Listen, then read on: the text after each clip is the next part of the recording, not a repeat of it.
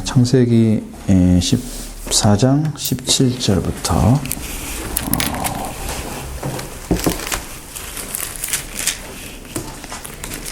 있습니다. 24절의 말씀까지 같이 읽도록 하겠습니다. 아브라함이 그돌라오멜과 그와 함께한 왕들을 쳐부수고 돌아올 때에 소돔 왕이 새 골짜기 곧 왕의 골짜기 나와 그를 영접하였고 살렘 왕 멜기세덱이 떡과 포도주를 가지고 나왔으니 그는 지극히 높으신 하나님의 제사장이었더라. 그가 아브라함에게 이르되 천지주제이시여 지극히 높으신 하나님이여 아브라함에게 복을 주옵소서. 너희 대적을 네 손에 붙이신 지극히 높으신 하나님을 찬송할지로다 하매 아브라함이 그 얻은 것에서 10분의 1을 멜기세덱에게 주었더라. 소돔 왕이 아브라함에게 이르되 사람은 내게 보내고 물품은 네가 가져라. 아브라함이 소돔 왕에게 이르되 천지의 주제이시여 지극히 높으신 하나님 여호와께 내가 손을 들어 맹세하나니 내 말이 내가 아브라함으로 치부하게 하였다 할까 하여 네가 속한 것은 실악이라도 들면 한 가지 닭도 내가 가지지 아니하리라. 오직 젊은이들이 먹은 것과 나와 동행한 아넬과 에솔과 모래의 분깃을 제할지니 그들이 그 분깃을 가질 것이니라. 아멘. 아브라함이 이제 그돌라오멜과 함께한 그 왕들을 쳐부수 돌아오죠. 결국은 이제 소돔 왕이 그 사회 골짜기 왕의 골짜기에서 그를 영접했다. 이제 그런 얘기가 나오고 있습니다. 참 14장에 나와 있는 이제 그 왕들의 이름들이 굉장히 많잖아요. 그런데 여기에 보면 그리고 다음에 살렘 왕 멜기세덱이 이렇게 나와 있어요. 살렘 왕 멜기세덱이 나와 있습니다. 떡과 포도주를 가지고 나왔다. 영접한 왕 소돔 왕이었고 떡과 포도주를 가지고 나온 왕이 살렘 왕이었다. 그런 얘기입니다. 그는 지극히 높으신 하나님의 제사장이었더라. 근데 갑자기 왕이 제사장이 되는 거예요. 이건 뭐예요? 왕 같은 제사장이죠. 왕 같은 제사장이 벌써 여기 나오는 거예요. 그 영적인 위치가 달라요. 왕 같은 제사장입니다, 이분이. 그러면서 그를 이제 이렇게 불러서 지극히 높으신 하나님의 제사장이었더라. 그러니까 이분에 대해서 아는 사람이 많지가 않아요. 실제로 성경에도 몇 번 써 있지도 않고요. 또 그분에 대한 온전한 설명을 한 사람도 별로 없어요. 왜냐하면 이분은 감춰져 있는 분이기 때문입니다. 감춰져 있습니다. 잘 몰라요. 그러면서 아브라함의 축복을 합니다. 지금 아브라함은 아브라함이 될 수가 없죠. 아직은 계명시키지 않아서 하나님께서 천지의 주제시여 지극히 높은 하나님이 아브라함의 복을 주옵소서. 이 복을 축복해서 하나님께 복을 달라고 하는 거예요. 이게 축복이 맞아요.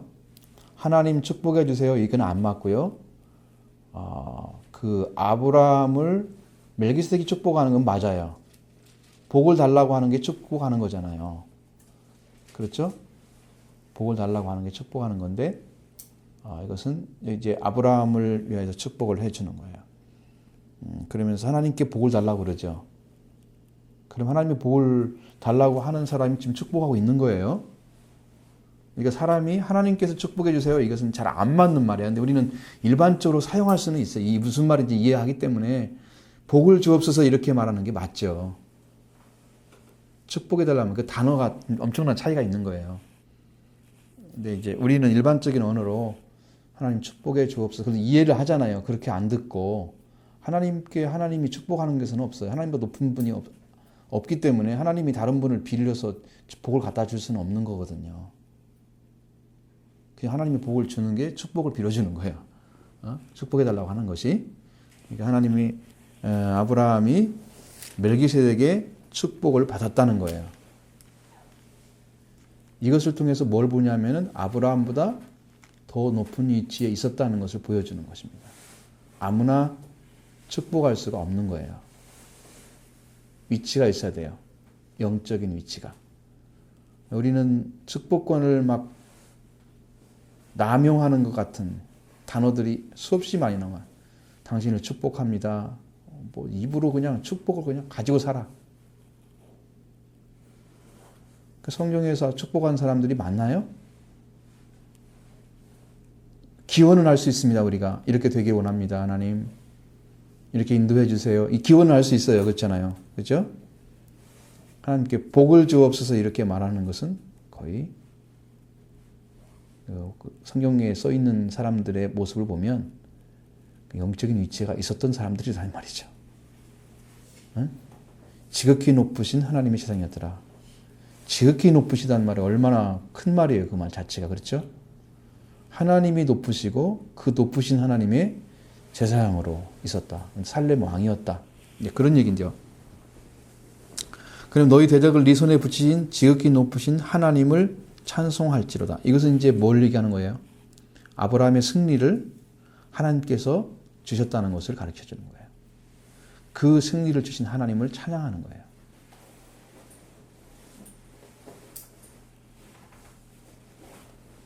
대적을 네 손에 붙였다고 그러잖아요. 이것은요, 하나님께서 아브라함이 자기 조카 롯이 지금 사로잡혀 갔다는 것을 알고 갔을 때 그는 자기가 이제 기르고 이렇게 훈련한 318명 데리고 갔는데 그 출전할 때 보면 뭐 하나님께 기도합니까?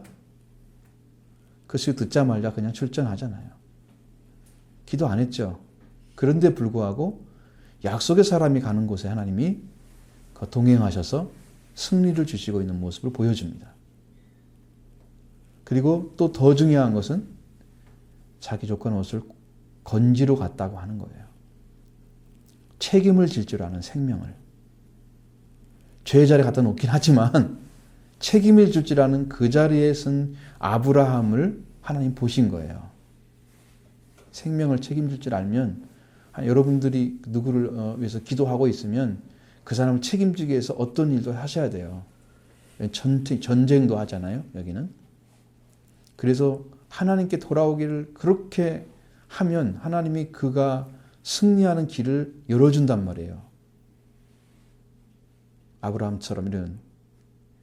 이것은 아브라함이 승리하고 돌아왔다 이것만 써 있다면 아브라함이 훈련한 군사들이 뛰어나서 능력을 발휘해서 이렇게 이겼구나라고 생각할 건데 이 멜기세덱 한 사람이 나타나서 네 대적을 너에게 주신 네 손에 붙이신 지극히 높으신 하나님을 찬송하라 이 말씀을 해주시니까 우리가 알죠.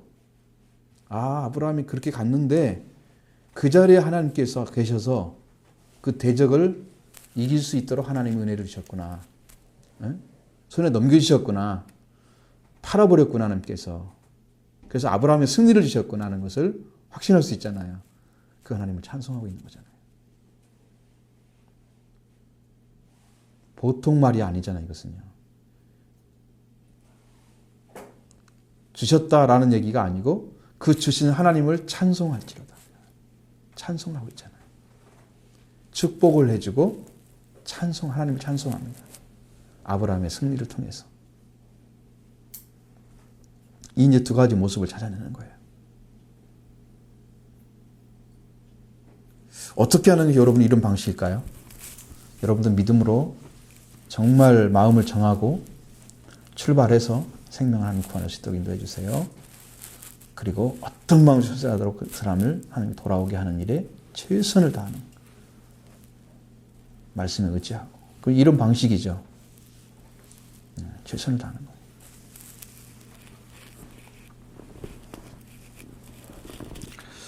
이제 그렇게 했을 때 아브라함이 그 얻은 것의 10분의 1을 멜기세덱에게 주었더라. 그래서 10분의 1의 창시자가 누구다? 아브라함이다. 이건 이제 하나의 전쟁에서 얻은 물자잖아요. 이것은요, 그렇죠? 10분의 1이 우리가 농사를 짓거나 어떤 일을 해서 얻은 그건 아니잖아요. 근데 10분의 1을 드렸다고 하는 그 자체는 시작인 건 맞죠? 하나님께 드리는. 근데 이제 그것을 멜기세덱에게 주었더라. 하고 얘기를 써놓고 있죠. 근데 소돔 왕이 아브라함에게 이르되 사람은 내게 보내고 물품은 네가 가져라. 그렇게 해서 이제 전쟁에서 얻은 그 물품을 전부 아브라함이 가져도 아무런 불평이 없는. 왜? 사람은 이미 구해 왔으니까 그들은 아브라함이 가져갈 수는 없는 거잖아요. 포로가 아니고 찾아온 사람들이니까. 그죠? 그러니까 자기 그 살던 곳에 지금 보내는 게 맞죠? 맞죠? 맞습니다.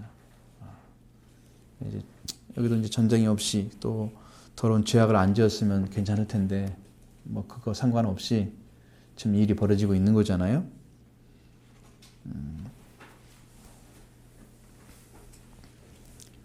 그래서 이제 아브라함이 멜기세덱의 축복을 받고 나서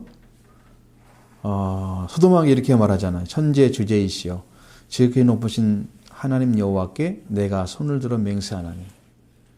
자, 그러면서 굉장히 참 자기 자신이 그걸 통해서 욕심을 내거나 탐욕적인 그런 방식으로 취해갔다는 소리를 듣기 싫으니까 그렇게 하면서 맹세까지 하면서 얘기를 하죠. 아브라함으로 치부하였까 네 말이 내가 아브라함으로 치부하게 하였다 할까 하여.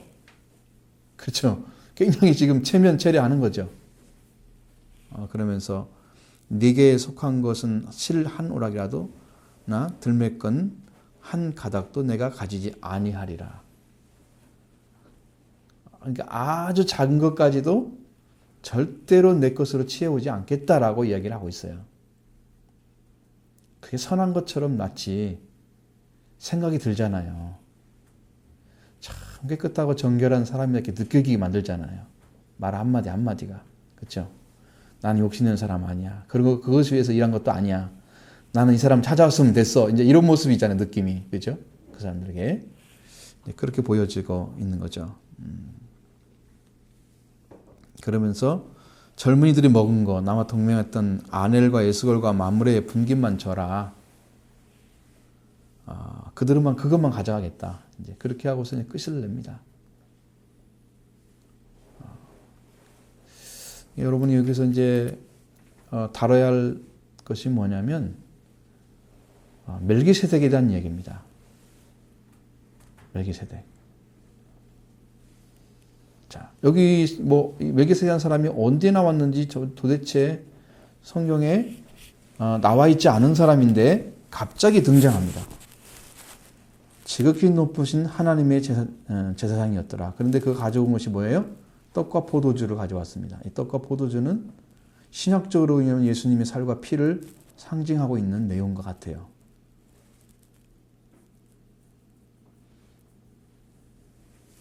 그걸 가지고 축복을 하는 거예요.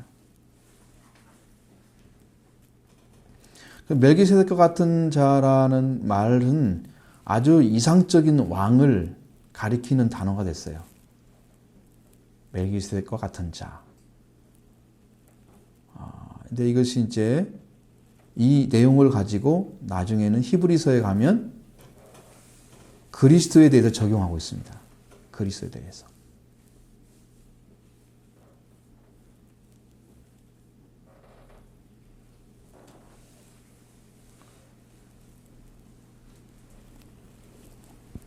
그래서 히브리서의 5장에도 좀 나와 있고 5장 6절 7절에 멜기세덱에 관해서 얘기하지만 멜기세덱은 상당히 어려운 것이기 때문에 너에게는 합당하지 않다라고 얘기하면서 넘어갑니다. 거기서는 이야기 않고. 그다음에 멜기세덱에 대해서 관점을 더 많이 가지고 이야기를 하는데 히브리서 7장에서 1절로 17절의 말씀 안에 그 제사장의 모형이 나타나고 있습니다. 이제 그것을 여러분이 좀 말씀을 드려야 될 필요성이 여기서 있는 거예요. 다른 것은 이제 못 찾아내도 우리가 그것은 알 수가 있어야 돼요. 그래서 멜기세덱이라는 사람이 예수 그리스도와 같은 인물, 예표로 나온 인물로 그렇게 성경은 기록해 놨죠. 그리고 그는 아브라함보다 높은 위치에 있었다. 그래서 축복을 했다. 우리가 논란할 필요가 없을 듯이 낮은 자가 높은 자에게 복음을 받는다. 그런 얘기입니다. 그러니까 아브라함보다 높은 위치에 영적인 위치를 점하고 있는 그런 분이었다.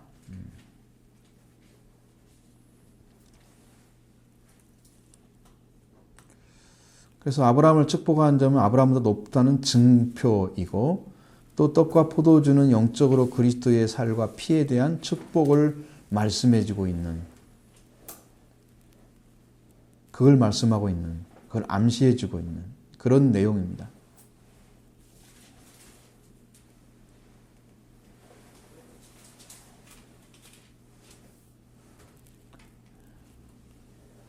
그래서 멜기세덱은요, 멜키세덱입니다. 기가 키로 바뀌면 돼요. 원래는 이 멜크세덱이라고 써 있는데 이 멜크세덱은 말기체덱이라는 말에 음력을 한 거예요. 말기체덱에 요두를 붙여가지고 멜렉이라고 바꿔놨습니다. 왕을 의미하는 단어입니다. 아비멜렉 그러면 아비 왕이란 뜻입니다. 아비란 이름을 가진 왕. 멜렉이란 말은 이제 왕을 뜻하는 거예요. 그 체덱이란 말은 체다크에서 나온 건데 이건 의롭다는 얘기입니다. 그러니까 합치면은 의로운 왕. 예? 멜기체덱의 의미는 의로운 왕입니다.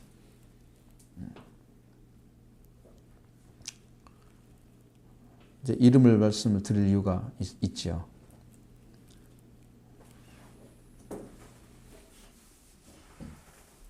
앞에서 말씀드린 것처럼 이제 지극히 높으신 하나님의 제사장이었다 이렇게 나오는데 멜기세덱은 그 제사장직 자체가 아주 특출한 것을 말씀하고 있습니다.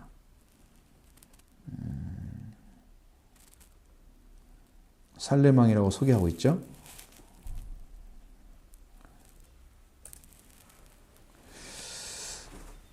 근데 이제 멜기세덱에서 설명된 곳이 어디냐면 여러분 시편에서 110편 4절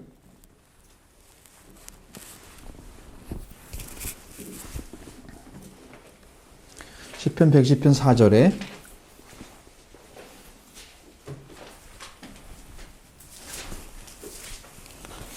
이제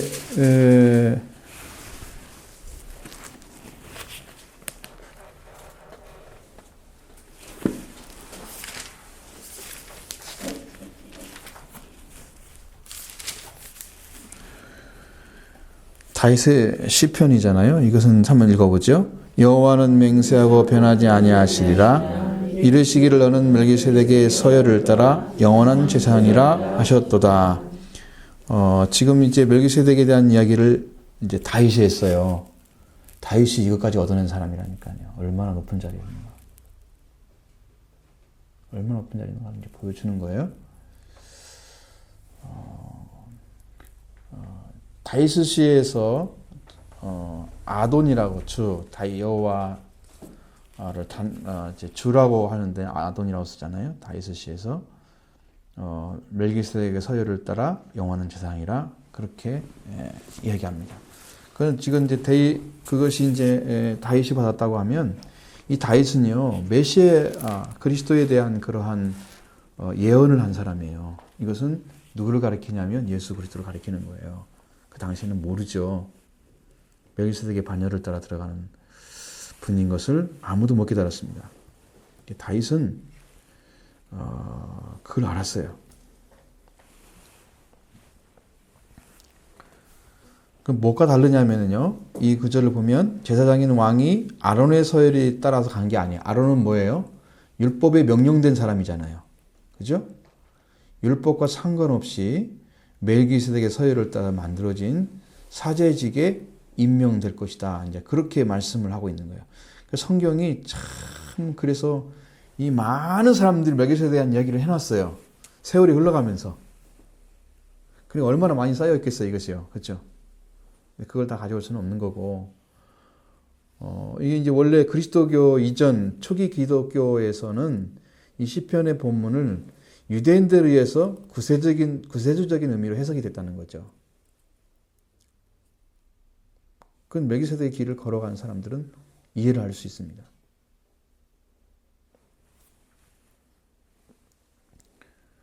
그런데 이제 이것이 나중에 유대교와 기독교가 유대교 회당하고 교회가 확장이 되면서 유대교에서 이제 이게 떨어져 나오면서 랍비주의자들이 비구세주적인 방식으로 해석을 해버립니다. 나중에는 이제 유대교에서는 이 구절이 너는 멜기세덱을 따라 뭐 하는 영원한 재상이야 이렇게 이야기를 그건 멜기세덱이 그냥 멜기세덱을 얘기한 거지, 다윗이나 뭐 이렇게 얘기한 거지 메시아가 아니다 이렇게 만들어 버려요. 그래가지고 이것이 이제 변질되는 거예요. 유대교 안에서는. 왜냐하면 예수님을 그리스도로 보지 않기 때문에 그런 일이 벌어지게 되는 거죠. 그러다가 이제 필로라는 사람이 이것을 가져가가지고 플라톤의 얘기를 갖다가 옷을 입혀가지고 창조의 이상형 뭐 여러 가지를 만들어 버려요. 저는 이것을 소개하기 싫고 그 자체도 그냥 보아도 별로 재미도 없고 이거 의미가 자체가 없더라고요. 보니까. 근데 이 말씀을 갖다가 이제 쿰남 두루마리가 있어요.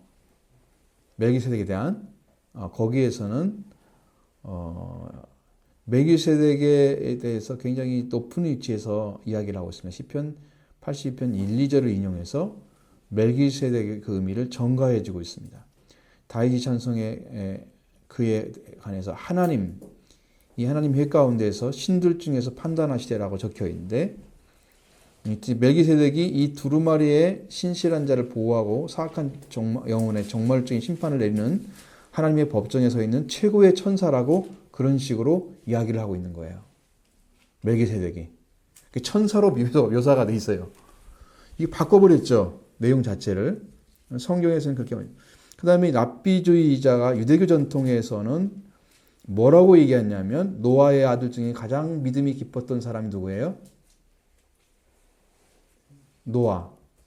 셈이죠. 셈밖에 없죠. 그러니까 이 셈이라고 유대교에서 얘기를 한 거예요. 우리가 말하는 건 아니에요. 우리는 그렇게 말하지 않았고 유대교 사람들이 랍비주의에 있는 사람들이 그 얘기를 했습니다.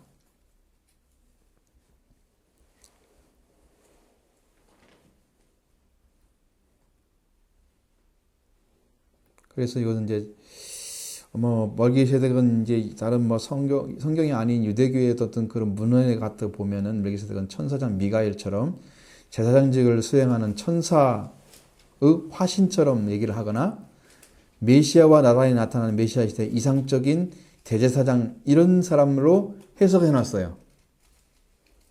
이제 이 얘기는 이제 통일이 됐죠. 하나로. 이제 이건 뭐냐면 유대교에서 보는 입장이에요. 신약 성경은 뭐라고 얘기하느냐? 신약에서는 히브리서에만 멜기세덱 이야기가 나오고 나머지는 한 번도 그의 이름을 거명하지 않는 거예요. 멜기세덱 얘기는 구약 성경을 인용해서 멜기세덱은 히브리서 5장 6절 그리고 10절에서 영원히 멜기세덱의 서열을 따르는 제사장이라 반차를 따르는 제사장이라 그런 식으로 써 있어요. 반차라고 하니까 자꾸 이상한 생각을 해. 반차란 말은 반열이란 뜻인데 이 반열이란 말은 뭔 말이냐면 품계나 신분이나 어떤 등급을 갖다가 차례를 얘기하는 거예요. 그게 반열이란 뜻이에요. 어떤 품계가 있잖아요. 신분, 그렇죠? 그 어떤 등급 이런 것이 서열이 매겨지잖아요.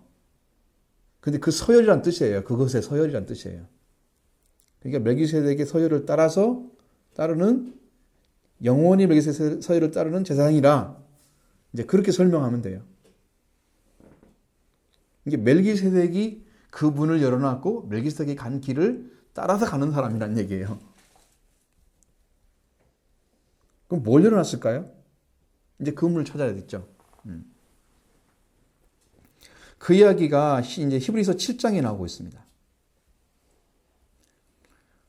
멜기세덱의 반차를 따르는 그런 제사장직의 새로운 개념이 굉장히 정확하게 히브리서 7장 1절로 10절. 그리고 그것은 새로운 언약의 세상에 대해서 적용시키는 것을 다루고 있는 부분이 11절부터 28절까지. 7장 전체는 멜기세덱에 대한 이야기와 거의 같다고 보면 돼요.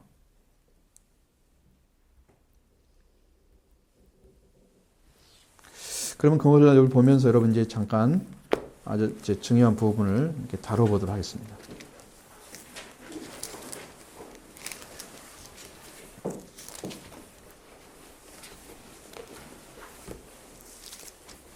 아브라함은 그돌라오멜과 그와 함께한 왕들을 파하고 포로로 잡혔던 사람들과 빼앗겼던 재산들을 모두 탈취하고 돌아왔다. 아브라함은 우기양양한 자선 전문이 되어 소도마에 대했다. 그때 또 한 사람이 아브라함을 맞이했으니 살렘왕 멜기세덱이었다. 멜기세덱이란 의의 왕, 즉 거룩한 절대자를 뜻한다. 멜기세덱은 이 세상의 육적인 피줄 속에 있지 않고 이 세상의 시간에 지배받지 않은 자, 곧 그 사람은 하나님의 아들과 같다는 것이다. 하나님께서는 이 세상의 육적인 핏줄 속에 있지 아니하고 오직 하나님께만 근원을 두는 핏줄을 낳기 위해서 아브라함을 불러내셨고 세상의 육적인 핏줄을 끊게 하셨다. 살렘, 즉 예루살렘의 본뜻이 히브리어로는 평화를 가진 평화의 터전, 아랍어로는 거룩하다는 뜻이 있어 멜기세덱을 평강의 왕이라고 부른다. 그는 아브라함을 계산장본으로 맞이하지 않고 떡과 포도주로 맞이했다. 떡과 포도주는 하나님의 아들의 피와 살을 상징한다.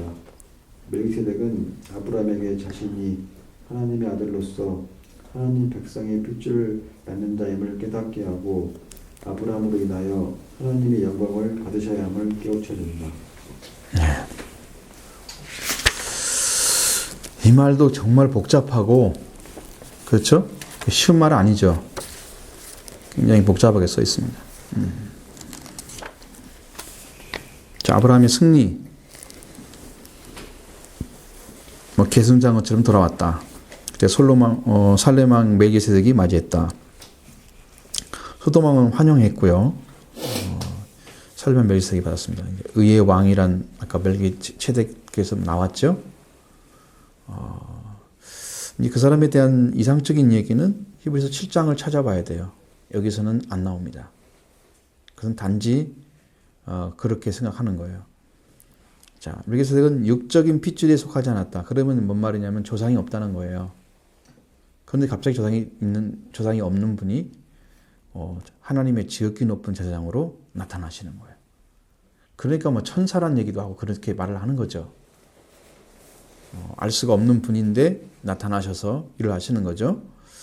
육적인 핏줄은 없었다. 그렇다면은 하나님께만 근원 둔 핏줄을 하나님께서 두게 하기 위해서 아브라함을 불러내신 것처럼 육적인 핏줄을 끊게 하시고 그렇게 해서 살렘왕 예루살렘 왕의 그 이제 축복을 받게 하셔서 그 애가 하나님의 핏줄을 새로 하나님께 주셔서 그 이제 이삭을 낳게 하시잖아요. 물론 아브라함부터 이제 할례를 받게 하시고 구별하셔가지고 그렇게 하시죠. 새로운 조상이 필요한 거예요. 새로운 조상. 그 전에는 아담이 조상이었지만 그는 타락한 존재이기 때문에 회복된 사람이 없잖아요. 멸망만 받을 수밖에 없는 그런 자들이죠. 그래서 이제 그리고 이제 살렘 왕이다. 그냥 터전 뭐 평화를 가졌다. 평화의 터전이다. 뭐 이런 얘기를 쭉 하지만 결국은 그분이 가지고 있는 그것은 히브리서 7장에 나와 있는 내용들을 지금 이야기하고 있는 거예요. 자, 이게 평화의 왕이 맞아요. 평화의 왕도 맞고 살렘이란 뜻이 평화란 샬롬, 평안이란 뜻이잖아요. 이게 평화하냐, 평강하냐 이렇게 말하죠. 그래서 살렘 왕이기 때문에 평강의 왕이다. 그렇게 얘기하고 있고 원래 이름의 뜻은 의의 왕이고 그러니까 좀 같이 사용할 수는 있겠지만 좀 다른 거죠. 이름 뜻하고 그가 어디에 살았기 때문에 붙여진 이름하고 다르죠. 그래서 그런 차이가 있습니다. 그리고 아브라함을 계선장군으로 맞이하지 않고 떡과 포도주를 가지고 맞이했다. 그러니까 이것은 영적인 의미를 부과시켰어요. 영적인 의미예요. 사실은 우리도요, 아브라함이 걸어갔던 것처럼 이걸로 들어가야 돼요. 멜기세덱의 반차를 따라서. 그래도 우리가 왕 같은 세상으로 들어가는 거예요. 베드로전서 2장 9절에 나오잖아요. 왕 같은 세상이요. 너는 택하신 족속이요. 왕 같은 세상이요. 쭉 나오죠. 그런 영적인 위치가 이 사람 통해 찾아진 것입니다. 그리고 떡과 포도주로 맞이했다고 하는 것은 이것은 하나님의 아들로 얘기하고 있는. 그러니까 이게 아브라함도 예수 그리스도를 만나는, 영적으로 만나는 그 은혜를 이제 이 사람을 통해서 입혀주는 거예요. 이 사람을 통해서. 아브라함은 하나님의 아들로서 백성의 핏줄을 낳는 자임을 깨닫게 하기 위해서 또 아브라함에서 하나님 영광을 받으셔야 할 임을 아브라함이 그 한 일로 인해서 이제 하나님 영광을 받으시는 그냥 외계석을 통해서 이제 알려준다는 거죠. 근데 이제 이름에서는 이제 훨씬 더 정확하게 나와 있기 때문에 하나님께 축복해주는 축복의 내용 속에 나와 있기 때문에 뭐 그걸 보면 더 정확하죠. 정확히 알 수 있겠죠.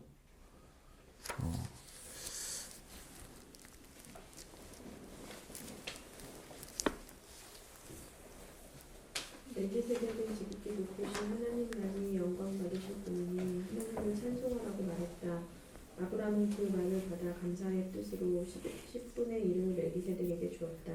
멜기세덱이 아브라함을 축복하기 위해 가지고 온 떡과 포도주는 하나님의 자녀들만이 받을 수 있는 생명을 상징하고 있다. 하나님께서는 아브라함과 그 후손에게 하나님 자녀의 생명을 주심으로 영원히 번성하는 복된 백성이 되게 하기 위해서 그의 핏줄 속에 하나님의 생명이 되시는 독생자 예수 그리스도를 주셨다. 그러나 하나님의 생명의 축복을 받은 아브라함은 멜기세덱에게 10분의 1을 드림으로써 만족했다. 영원한 생명을 주시는 하나님께 드려야 하는 것은 바로 나 자신인 것이다. 나 자신을 온전히 하나님께 드릴 때 하나님께서는 영원한 생명을 주신다. 영원한 생명은 나를 온전히 하나님께 드린 자만이 받을 수 있는 것이다. 훗날 아브라함은 모리아 산에서 외아들 이삭을 바침으로써 자신을 온전히 드리는 자의 자리에 선 자가 되었다. 그때 비로소 아브라함은 하나님과의 진정한 관계를 맺을 수 있는 자가 되었고 하나님 자녀의 핏줄을 가진 백성들의 조상이 되었다.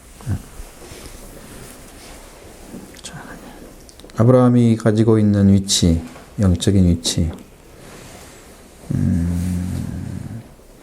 그것을 이제 하나님께서 영접했다고 하는 의미입니다. 그 제사장을 통해서, 멜기세덱을 통해서 떡과 포도주를 주는 것은 하나님이 그를 온전히 영접했다. 그러니까 생명을 주는 자리에 세웠다. 우리도 떡과 포도주가 마셔져야 돼요. 영적으로. 예수님의 피와 살을 상징하기 때문에 떡과 피를 마시는 자만이 하나님의 영접받는 거예요. 하나님의 자녀로 들어가는 길을 찾는 거예요. 여러분, 하나님이 여러분을 영접해 주기 원하시죠? 하나님 그 받기를 원하시죠? 그걸 받아야 됩니다. 그걸 받고 그래서 멜기세덱이 아브라함을 축복하기 위해서 온 떡과 포도주는 하나님의 자녀들이 받을 수 있는 생명이다. 예수님의 살과 피도 사실은 피는 언약의 피예요. 언약의 피라는 의미는 이미 전에 약속해 주었던 그 말씀을 다시 회복시키는 그것을 말하는 거예요. 그건 뭐냐면은 이제 출애굽기 24장에 들어가면은 거기에서 모세가 소의 피를 가지고 양푼에 담아 가지고 백성들에 뿌리고 그 얘기가 나와요. 거기에 보면 이게 이제 피의 언약이 되는 거예요. 피의 언약이 있는데 그 피의 언약을 통해서 이스라엘 백성들이 뭘 하게 하려고 그러냐면 그들이 십계명을 지키는 백성이 되게 하는 거예요. 그래서 이게 피가 없이 맺어지는 언약이 아니에요. 이스라엘과 하나님 관계는 피 언약이에요. 피 언약을 맺었음에도 불구하고 이스라엘 백성들이 나중에 가면 십계명을 버립니다. 십계명을 버려요. 그래서 십계명을 폐해지는 거예요. 첫 번째 언약이 실패가 되는 거예요. 그래서 그 실패가 된 것을 예수님이 오셔서 속죄를 시켜주는 거예요.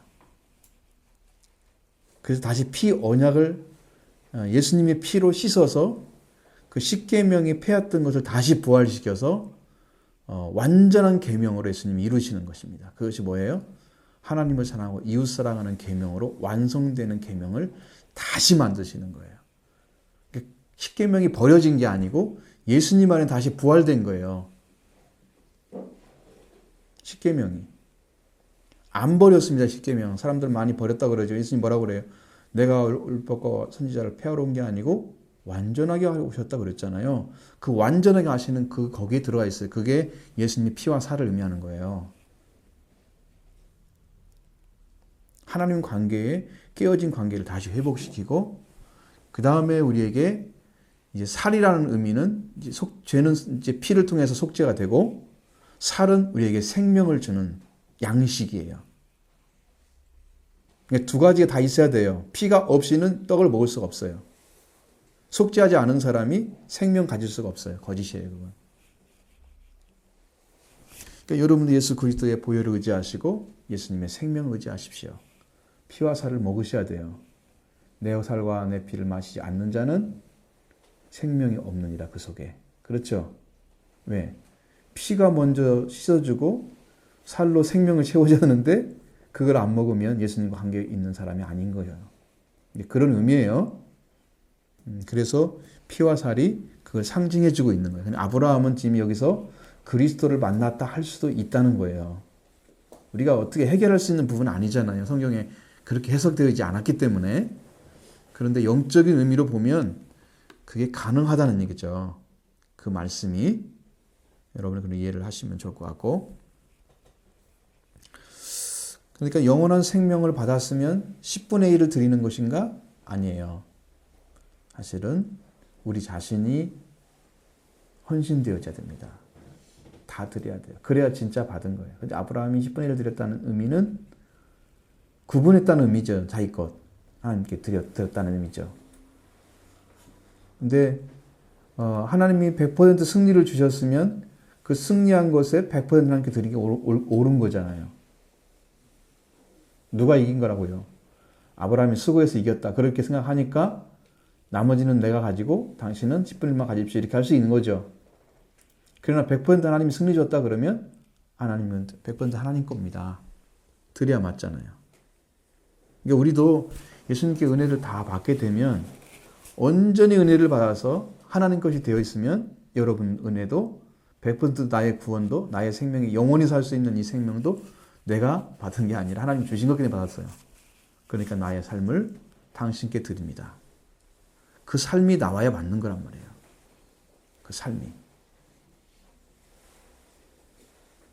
그러니까 은혜가 제대로 와버리면 오신 주를 영접해서 여러분 안에 생명력이 넘치면 하나님의 생명이 이제 있으면 우리도 그런 삶을 살아가는 게 맞습니다. 살아져야 됩니다. 은혜가 넘칠수록 더 깊은 은혜에 들어갈수록 여러분의 자신이 가지고 모든 것들을 주님에 투자합니다. 투자하는 거예요, 주님께. 그러나 그 은혜를 자각하지 못하면 나머지는 내가 하고 조금만 하나님 받으십시오, 이렇게.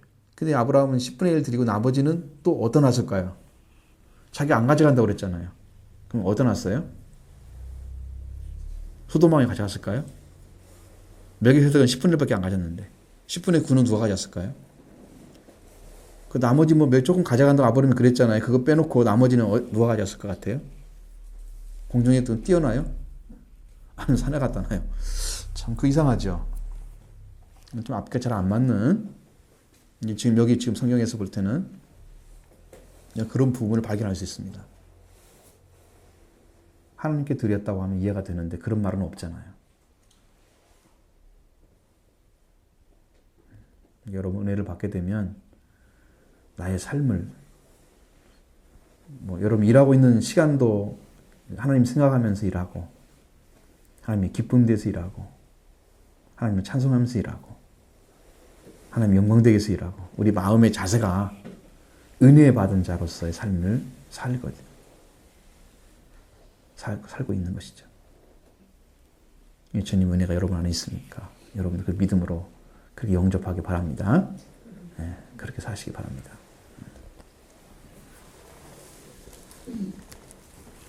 소돔 왕은 아브라함에게 전쟁에서 취한 전리품을 모두 아브라함이 취하되 자기의 백성만을 돌려달라고 부탁한다. 그러나 아브라함은 소돔 왕의 그 말에 자기와 동행한 사람들의 분깃만 그들에게 주고 자신은 실효라기 하나도 받지 않겠다고 한다.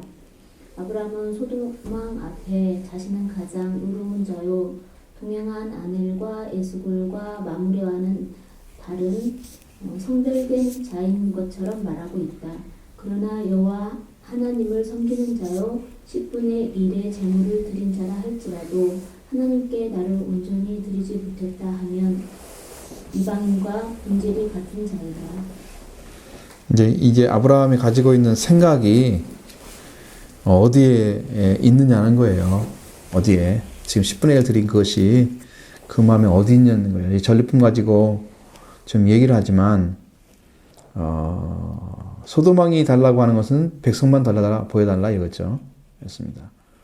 아브라함은 소돔의 말에 자기는 동행한 사람들을 그것만 나한테 주고 물품만 주고 나는 실효라기 하나도 가지지 않겠다. 그렇게 하는 거잖아요. 자기가 수고한 것은 아무것도 대가가 필요 없다. 이제 그런 얘기고 되고요.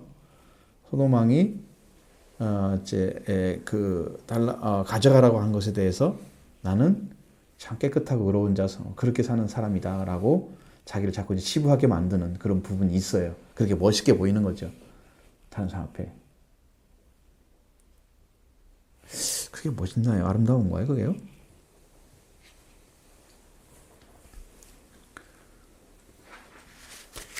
그렇게 했다고 해서 그가 과연 그런 위치에 있을까, 영적으로? 그렇지 않습니다. 그런 위치에 있는 것은 아니에요.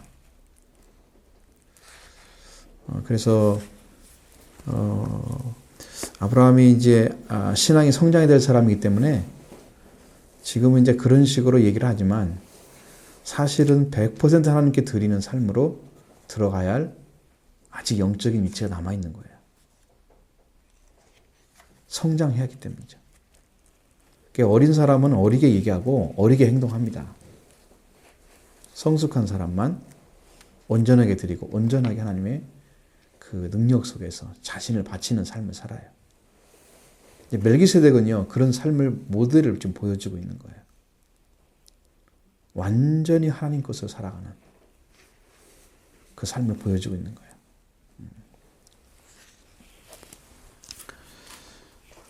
그러면 제가 이제 멜기세덱에 대해서 잠깐만 이제 말씀드리면 오늘 이제 그러고 마치죠.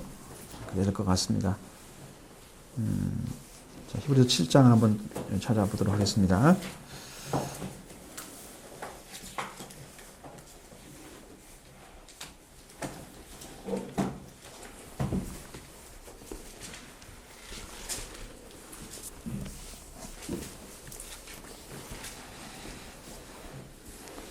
먼저 3절까지 읽어보죠. 같이 봅니다. 이 멜기세덱은 살렘 왕이요 지극히 높으신 하나님의 제사장이라. 여러 왕을 쳐서 죽이고 돌아오는 아브라함을 만나 복을 빈 자라. 아브라함이 모든 것의 10분의 1을 그에게 나누어 주니라. 그 이름을 해석하면 먼저는 의의 왕이요 그 대왕은 살렘 왕이니 곧 평강의 왕이요 아버지도 없고 어머니도 없고 족보도 없고 시작한 날도 없고 생명의 끝도 없어 하나님의 아들과 닮아서 항상 제사장으로 있느니라. 아멘. 자, 이렇게 보면 아브라함에게 복을 빈 자, 아브라함의 복을 빌어줬다고 얘기합니다.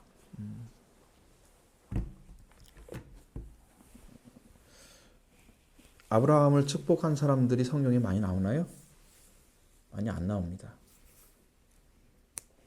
너는 여호와께서 함께 하시니까 우리가 계약을 하자 그런 얘기는 나오지만 아브라함이 축복받기를 원한다. 복을 받기를 원한다. 이렇게 축복해 준 사람이 없어요. 성경에 뭐라고 그래요? 아브라함에게 축복을 하면 네가 복을 받고 아브라함이 저주를 하면 네가 저주를 받고 이렇게 되잖아요. 그러니까 이게 영적인 관계에 맺어진 사람에게 그 축복을 해주면 그 축복이 누구한테 가요? 자기한테 오는 거예요. 자기한테. 여호와께서 너와 함께 하시고 너에게 복 주시고 난다. 그렇게 하면 그 복이 누구한테 와요? 나한테 와요. 왜? 그 복을 약속하신 하나님께서 축복한 자에게 아브라함의 복을 다시 갖다 줘요. 그들에게. 그래서 아브라함의 후손으로 들어가게 만들어요. 저주를 하면 아브라함의 복을 받는 게 아니고 반대로 멸망을 받게 되는 거예요. 얼마나 기준점이 무서운지 아시겠죠? 그 하나에 의해서 아브라함이 보호받는 이유가 있어요. 그렇게 세워놨기 때문에 아브라함은 패할 수가 없는 거예요. 멸망시킬 수도 없고. 아브라함이 모든 것의 10분의 1을 그에게 나누어 주니라. 그렇게 말을 했습니다. 거기에 대한 해석은 안 하죠. 아무 말도 없죠. 그 이름을 해석하면 먼저는 의의 왕이요. 멜기체덱이란 말이 의의 왕이라 그랬고 살렘 왕이니 그래서 살렘 왕의 지역을 지금 얘기하는 거잖아요. 예루살렘이 되기 이전에 지역을 얘기한 것 같아요. 살렘이란 말을 쓰는 거예요. 그 옛날에 이제 신약으로 구약에서 넘어가면 다윗이 여기를 저기 하기 전에 여부스 족속이 거기를 차지하고 있었어요. 여부스 족속이. 그래서 살렘이란 말 쓰지 않았죠. 그래서 살렘 왕이라는 말은 이제 평강의 왕이다라는 뜻입니다. 평화의 왕, 평강의 왕. 그러니까 그 안에 뭐가 있어요? 의와 평강이 존재하고 있는. 그러니까 의와 평강이라는 하나님과 관계가 없이 만들어지는 게 아니에요. 하나님과 관계 안에서만 존재하는 의와 평강이에요. 평화의 관계는요, 아무나 평화의 관계에 만지 않고 하나님이 우리를 받은 자와 관계가 올바랐을 때만이 의의 자리에 쓰고 그 의의 자리에 서 있는 자에게 평화를 주시는 거예요. 그러니까 그것을 가지고 영적으로 성장한 존재, 왕이 되잖아요.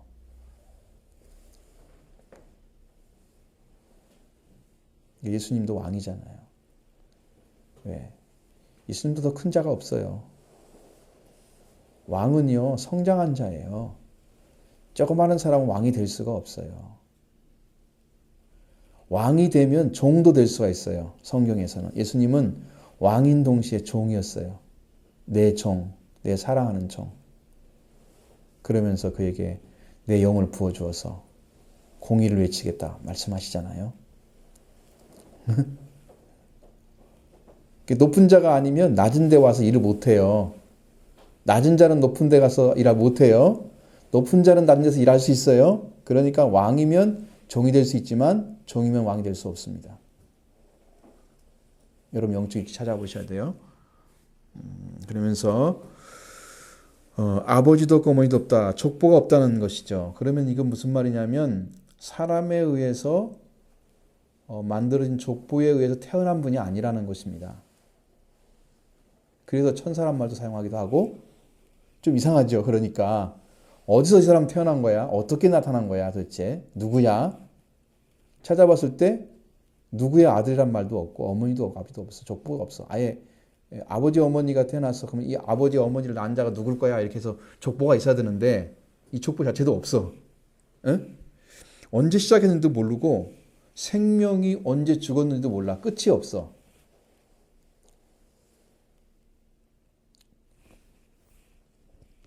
그래서 그는 영원한 제사장이 되는 거예요. 죽음이 없기 때문에. 그래서 항상 제사장으로 있어요. 하나님의 아들과 거의 같다는 거죠. 닮아서 여기 나와 있지만 옛날 성경에는 방불해서 이해가 되시죠? 그 정도로 하나님의 아들과 비길 수가 있을 정도로. 그래서 그는 항상 제사장으로 있느니라. 그럼 지금도 우리가 멜기세덱의 서열을 따라 들어가는 사람이 된다는 거예요. 예수님만 간 게 아니고. 그건 저하고 이제 목사님과 이미 나눴던 얘기예요. 우리는 멜기세덱의 지금 길을 걷고 있다고. 이 길을 안 가는 사람들은 예수 그리스도를 모릅니다. 못 찾아내요.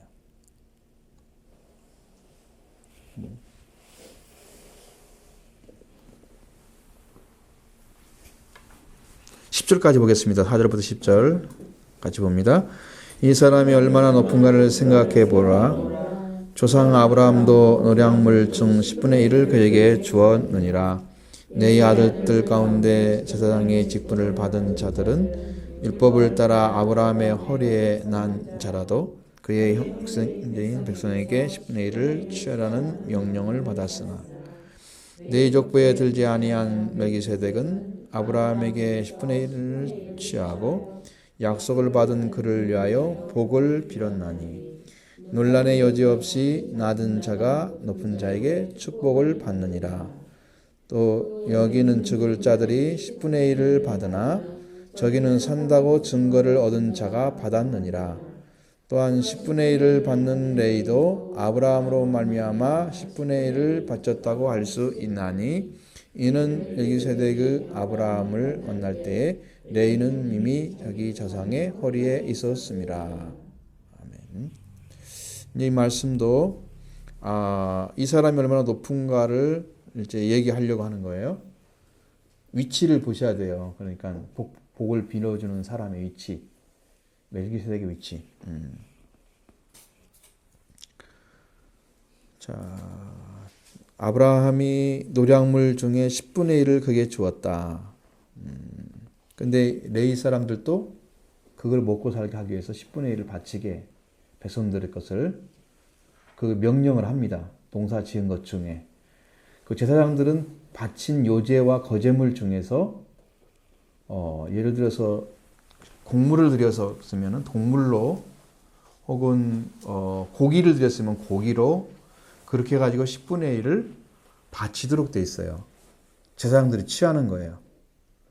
성경에 이제 아주 묘묘한 진리들이 이렇게 숨겨져 있는데 그것을 지금 성경에 있는 대로 지금 하고 있는 거예요. 제사장들이 받은 것처럼. 근데 이것은 뭐냐면 율법에 기록한 대로 하고 있다는 얘기예요. 근데 여기 또 반대로 레위 족보에 들지 않은 멜기세덱은 아브라함에게 10분의 1을 취하고 약속을 받은 아브라함에게 의해서 복을 빌어줬다. 그리고 이건 이제 지금 거꾸로 돼 있죠. 축복을 해주니까 아브라함이 10분의 1을 드린 거죠. 근데 아브라함에게 10분의 1을 받고 복을 빌어줬다. 이제 이건 조금 다르죠. 다르죠. 이것은 이제 그런 의미는 좀 다르지만 어쨌든 말의 의미는 뭐예요? 높은 자가 낮은 자에게 복을 빌어주는 게 맞죠. 그렇습니다. 그러면 아브라함을 지도할 수 있는 위치에 있는 거예요. 멜기세덱은. 영적인 위치가 그렇다는 거예요.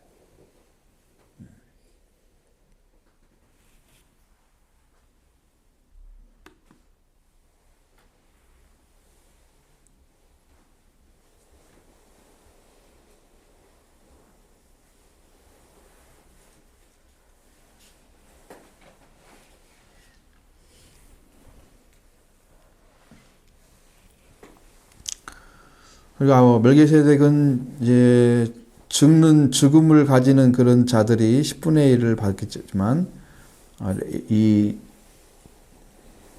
멜기세덱은 항상 제사장으로 있다고 그랬죠. 죽지 않는 영원한 제사장으로 있는, 항상 살아있는 그에게 바쳤다는 거예요. 그러니까 이것은 율법으로 된 게 아니란 말이에요.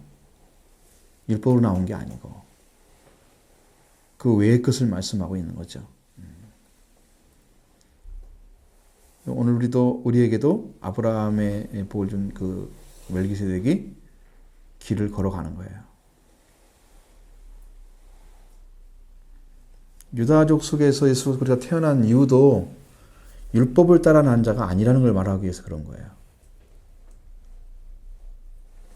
유다족 속. 그러니까 율법을 이루는 자가 되는 거지 율법에 속해서 있는 자가 아니라는 거예요.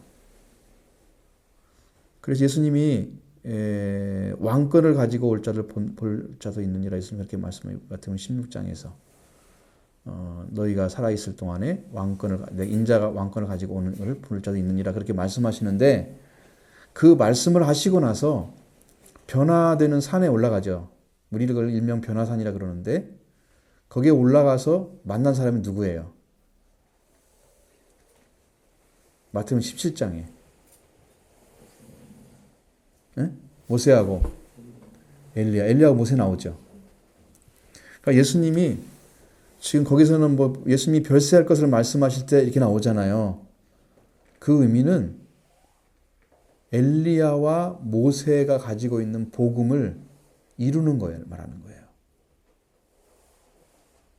엘리야는 선지자가 하는 말씀, 선지자 대표이기 때문에 선지자가 주고 하나님께서 이 땅에 말씀 주신 것을 완성시키는 의미인데 모세는 율법의 대표잖아요. 예수님은 율법과 선지자를 완성시켜야 뭐가 나와요? 이 복음이 나오는 거예요. 그런데 그 모습이 어떻게 했어요? 빛나는 옷을 입었잖아요. 파란 태양이 아무리 밝아도 밖을 밝게 할 수 없는 그 빛을 가지고 예수님 나타났죠. 그게 이루어진 걸 말하는 거예요. 그 위치가 예수님이 이제 율법과 선지자를 완성하시고 부활된 위치를 지금 보여준 거예요. 거기서 왕권을. 그걸 이룬 자리가 바로 왕권이에요. 그 부활의 위치. 여러분이 예수님의 부활에 대해서 더 깊이 좀 알아야 되는데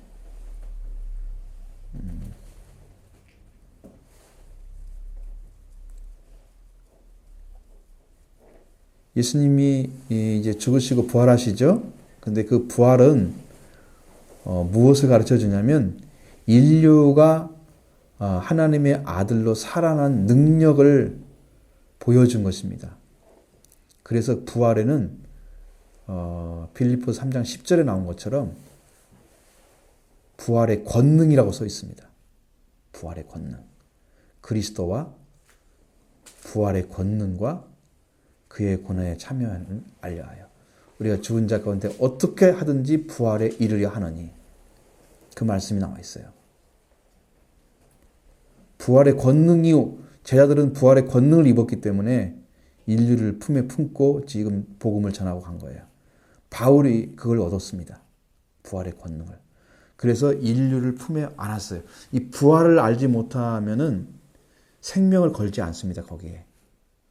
내가 죽는데 죽으면 어떻게 될지 모르잖아요. 지금 우리 믿음은 죽으면 내가 어떻게 될지 모르기 때문에 내 생명을 걸고 일할 수 없어요. 근데 이 부활의 권능을 가지고 있는 사람은 내가 죽어도 죽지 않아요. 나는. 부활의 권능은요. 해를 받지 않는답니다. 세상에 그 어떤 것에도 해를 받지 않는데요. 그러니까 그는 목숨을 걸고 자기가 죽어도 죽는 게 아니에요. 안 죽어요. 그 사람은.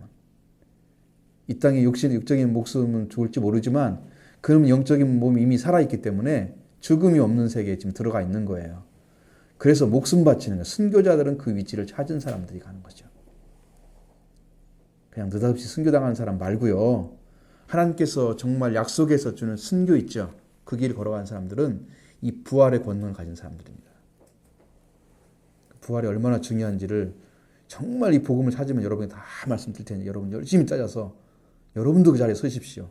생명 걸고 주님을 살 수 있습니다. 네, 그걸 알기 때문에 가치를. 내 소유를 다 팔 수 있습니다. 그건. 그때 가면. 부활의 권능을 찾으셔야 돼요. 여러분도. 그리스도와 부활의 권능. 그리고 내가 그 예수님이 어떤 고난을 갖는가를 알고 싶어가지고 그 길을 걸어가는 거예요. 죽은 자 가운데서 부활에 이르려 한다. 그런데 바울은 죽은 자 가운데 부활을 다 이루었습니다. 이미. 그 뒤를 읽어보면 우리 이룬 자들은 이렇게 생각할지니 그러면서 쭉 나오잖아요. 이미 이뤘다고 나와요. 자기는. 근데 그 앞부분 이렇게 설명해요. 우리는 다 얻었다 나오면 저 위에 있는 상을 향해서 달려간다고 나오죠. 아직 안 얻은 것처럼 얘기 나오고 있거든요. 그런데 바울은 부활의 권능을 얻었습니다. 성령 받으면요. 그게 알아져요. 성령 받으면.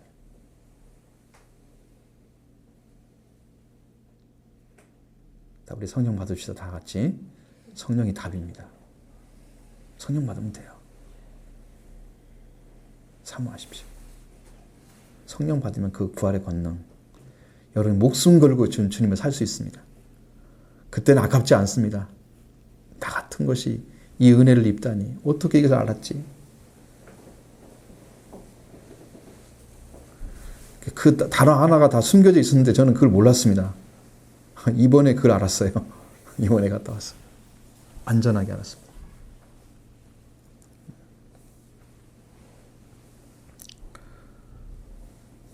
그래서 레위에 대한 이야기는 그런 겁니다. 이것은 율법에 관한 얘기를 하는 거예요.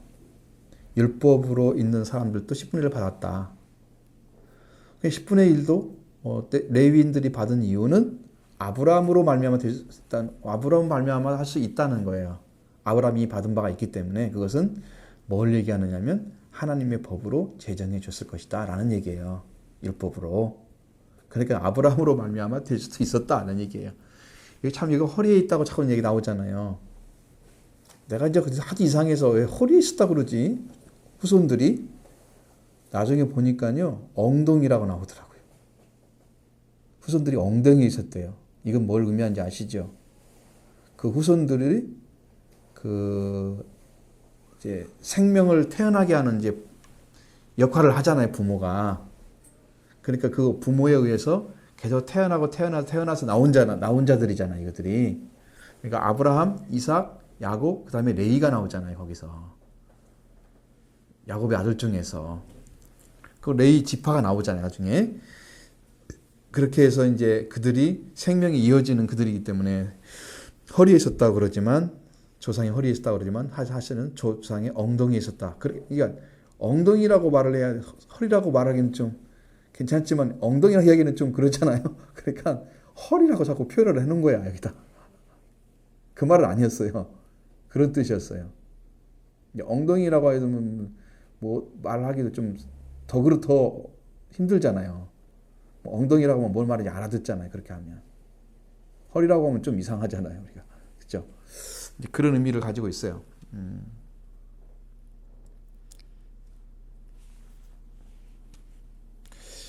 다음에 11절부터 이제 28절의 말씀 안에는 뭐가 나오냐면 멜기세덱 계통의 제사장이고 대제사장이신 그리스도가 어떻게 공적을 나타냈는가를 쭉 설명해 놨습니다.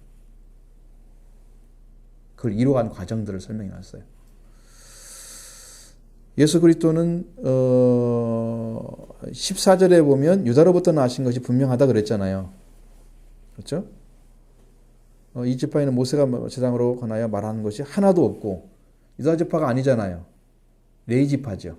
응? 레위 지파에서 제사장 나왔잖아요. 멜기세덱과 별다른 딴 제사장이 일어난 걸 보니까 더욱 분명하다. 육신에 속한 자가 아니고 계명을 따르지 아니하고 불멸의 생명의 능력을 따라 되었다. 그분이 멜기세덱을 따라 들어간 예수 그리스도를 가리키는 겁니다. 그러면 우리가 예수 그리스도를 믿게 되면 우리도 멜기세덱의 반열을 따라 들어가는 자가 되는 거예요. 동일한 것입니다. 우리한테도.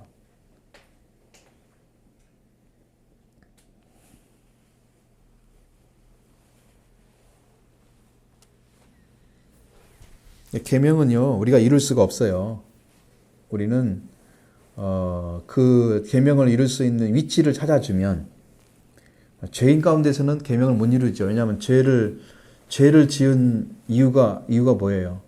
법을 어겼기 때문이잖아요. 첫 번째 법을 어긴 자가 또 법을 지킨다. 그거 가능해요? 불가능합니다. 영적으로는 불가능한 거예요. 그래서 율법으로 의롭다함을 얻을 육체가 없는 거예요. 그걸 범해서 지금 죄인이 됐는데 그걸 지켜가지고 다시 의인이 되는 길은 찾을 수가 없어요. 인간은. 육체가 없다. 아예 없다고 하나님께서 부인해 버렸습니다. 바울을 통해서. 그렇죠? 그러니까 그 위치를 찾아주는 거예요. 우리가. 그 위치에 서게 되면 위치에 선다는 의미는 마음도 생각도 우리의 영적인 자리도 하나님께서 회복된 자리에 다시 놓는다는 거예요. 갖다가. 그럼 뭔 일을 해줘야 되겠죠. 거기 올라서려면. 죄가 없어야 되겠죠. 죄 지은 거 싹 사라져야 되겠죠. 예수님이 정죄를 다 씻어냈습니다. 그리고 우리를 살려서 그 자리에 세워놓습니다. 그러면 우리가 뭐가 찾아져요? 마음이 찾아지죠. 영적 일치가 찾아지죠. 그러면 우리가 계명을 지킬 수가 있어요. 그때는 하나님을 사랑하고 이웃 사랑하는데 이 삶이 만들어져요. 노력이 되는 게 아닙니다. 그래서 회개하고 돌아오면 이 은혜를 다시 입혀서 계명을 지키는 자의 자리에 서게 하는 거예요. 그 나머지 죄를 짓게 하고 이런 것들은요, 예수님께서 이미 다 완성시켜 놨기 때문에 우리에게 죄를 전가하지 못합니다. 그리스도 예수 안에 있는 자에게는 결코 정죄함이 없는 거예요. 정죄할 수가 없어요. 율법도 죄도 마귀도 정죄할 수가 없어요. 그래서 왜 하나님 죄와 사망의 법을 생명의 성령의 법으로 폐했습니까? 라고 내가 여쭸을 때 내 마음속에 응답은 뭐냐면 완성했기 때문에 법으로 말씀하신 거래요. 예수님의 구원이 완성됐기 때문에 생명의 성령의 법이라고 말씀하신 거래요. 법은 이렇게 딱 세워지는 거잖아요. 지키라고. 그리고 우리가 예수님을 따라 들어가면 그 법을 가지고 딱 나한테 주면 우리는 죄와 사망의 법에서 해방이 저절로 되는 거예요. 우리를 정죄할 존재가 없다. 우주 안에는. 마귀도, 죄도, 사람도 주님이 이미 해방시켜 놨기 때문에 할렐루야죠. 네? 할렐루야잖아요. 그 이치를 준 거란 말이에요.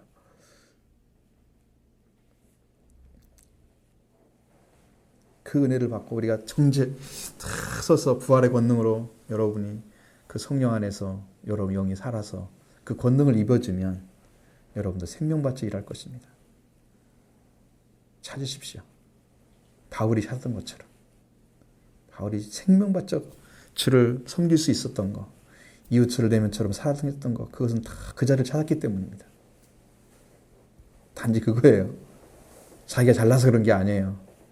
주님을 알기 전에는 율법 안 지킨 채 쫓아다니면서 그들을 그리스도인들을 쳐놓고 범죄자잖아요. 회방자고 포악자고 학대하는 사람이었잖아요. 그리스도인들.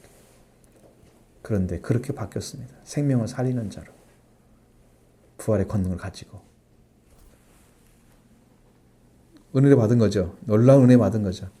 우리도 이렇게 은혜를 받게 되면 여러분과 제가 노력이 되는 게 아니고 그 은혜를 받게 되면 그 은혜가 여러분을 그렇게 만들어요.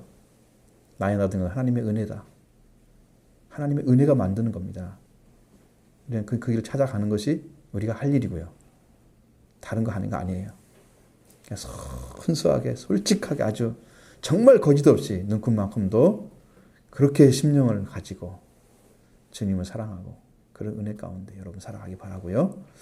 그랬을 때 우리도 멜기세덱의 반차를 따른 그리스도를 따라가는 그 길을 여러분 같이 걷게 될 것입니다. 놀라운 축복이죠. 나는 그것을 이제 부활의 권능을 통해서 얻어내려고 좀 생각하고 있습니다. 그것을 찾아내면 여기서 엄청난 은혜를 주시는데 이제 참 목사님이 이제 저를 위해서 기도하다가 응답을 받았어요. 나한테 문자를 보내주더라고요. 여러분들 같이 찾아보십시오. 계시록 3장 8절. 하나님이 뭘 일을 하시려고 하는지 지금 이제 계획이 세워졌습니다. 다윗의 열쇠에 대한 얘기가 나오는데요.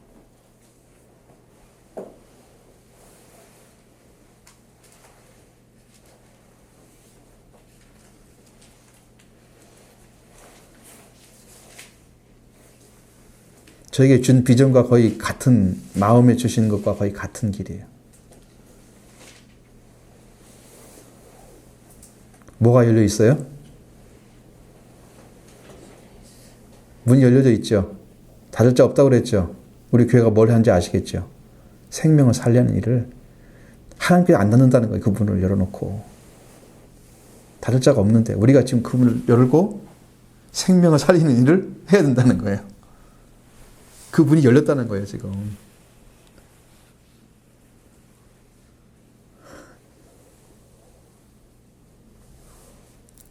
약속을 받았다고 말씀하시면서 쭉 저한테 문자를 보내주셨어요.